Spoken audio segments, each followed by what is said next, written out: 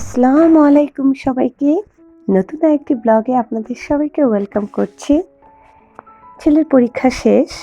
এটা হচ্ছে আমার এখানকার যে সবজি বাজার, একজন চাচা বেশ কিছু সবজি নিয়ে বসে, সেখানে সকাল সকাল বেশ সবজি ভালো বসে কিছু সবজি নিয়ে আসলাম। আর ছেলের যেহেতু পরীক্ষা শেষ, আলহামদুলিল্লাহ তার একটু সময় ভালো কাটানোর জন্য, যেহেতু এতদিন পড়াশোনা করেছে একটু চাপের উপর ছিল, তাই নিয়ে আসলাম এই ক্লেগুলো।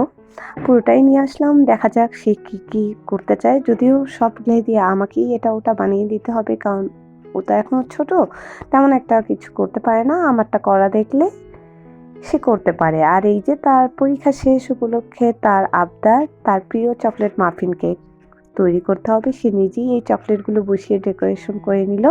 আর পরবর্তীতে আমি এই যে স্প্রিঙ্কলস আর সুগার বল দিয়ে একটু সাজিয়ে নিলাম, যেহেতু বাচ্চার আনন্দ বলে কথা, তার সাথে মায়েরও আনন্দ। আর অনেকদিন কেক বানানো হয়নি, একেবারেই একটু ব্যস্ত সময়ের ভিতর দিয়ে গিয়েছি, তাই মোটেও কিছু করা হয়নি। আর এই তো আমার কেকটা ওভেনে আমি দিয়ে দিলাম। আর ভিডিওর এই পর্যায়ে যারা আমার ভিডিওর সাথে আছেন তারা সবাই প্লিজ ভিডিওটি লাইক করবেন, চ্যানেলটি সাবস্ক্রাইব করে পাশে থাকবেন। আর কেকটা বেক করার পর এত সুন্দর একটা স্মেল আসছিল, কারণ এটাতে আমি চকলেট এসেন্স দিয়েছি, কফি পাউডার দিয়েছি, আর দিয়েছি কোকো পাউডার। অনেক বেশি সফট হয়েছে। আর এটা বলতে গেলে একদম দোকানের মতোই হয়েছে আলহামদুলিল্লাহ। যদিও দোকান থেকে কেক কিনে খাওয়া হয়, সবসময় বাসায় করা হয় না, কিন্তু খেতে অনেক বেশি ভালো লাগে। আর বাচ্চার আনন্দ বলে কথা, এই তো বানিয়ে ফেললাম।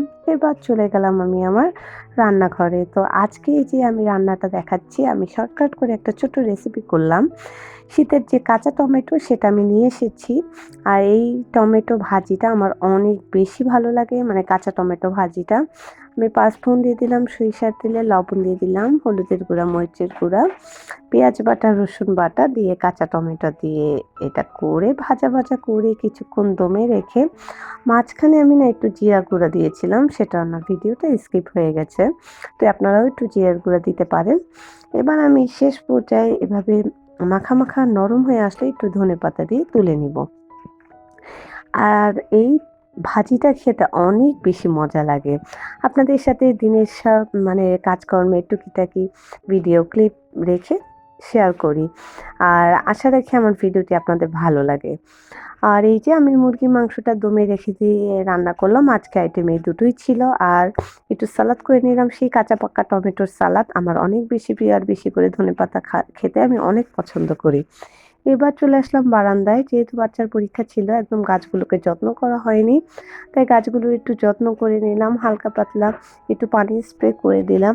যেহেতু শীতকাল অতটা তেমন একটা করার প্রয়োজনও পড়ে না। কিছু গাছ আমি তুলে কিন্তু ফেলে দিয়েছি ওই দিন, কারণ কি এখন শীতকালে অনেকগুলো গাছ হবে না, আবার কিছু গাছ হবে, তো সেই জন্য আমি কিছু গাছকে রেখেছি আর কিছু গাছ তুলে ফেলে দিয়েছি। শুধু শুধু তো আর গাছগুলোর মানে বারান্দা আবর্জনা করে তেমন একটা লাভ নেই। আর এই তো এটা হচ্ছে আমার একদম সন্ধ্যাবেলা গাছে যখন আমি পানি দিলাম, তখন একদম মাগরিবের আজান পড়ে গিয়েছিল। নামাজ আদায় করার পর আলহামদুলিল্লাহ আমি সন্ধ্যাবেলা চলে আসলাম। একটু চিকেন নুডলস করব, একটু পাস্তা দিয়ে। আর ভিডিওটা আপনারা দেখে নেবেন অন স্ক্রিনে আমি কিভাবে করতেছি। ভিডিও স্ক্রিনে আমি রেসিপিটা দিয়ে দিয়েছি। আর এটা দিয়ে দিচ্ছি আমি একটু চিকেন মশলা, আর দিয়ে দিলাম একটু নুডলসের মশলা। আমি আমার নুডলস রান্নাতে সবসময় একটু চিকেন মশলা বা গরু মাংস মশলা ব্যবহার করি। এটা আমার খেতে ভালো লাগে, মানে স্বাদটা একদম পারফেক্টলি মনে হয়। আর এই যে এখন তেলের উপর মুরগির বুকের মাংস, পেঁয়াজ কুচি, কাঁচামরিচ কুচি সবটা দিয়ে ভালো মতো মেখে নিব। আর এখন টুকটাক রেসিপি ইনশাল্লাহ আপনাদের সাথে শেয়ার করার চেষ্টা করব। আগে তো ব্যস্ততার কারণে তেমন একটা করা হতো না। চ্যানেলটাকে গ্রো করার জন্য ইনশাল্লাহ আপনারা আমার ভিডিওর পাশে থাকবেন, আমি ইনশাল্লাহ আপনাদের ভিডিওর পাশে থাকব।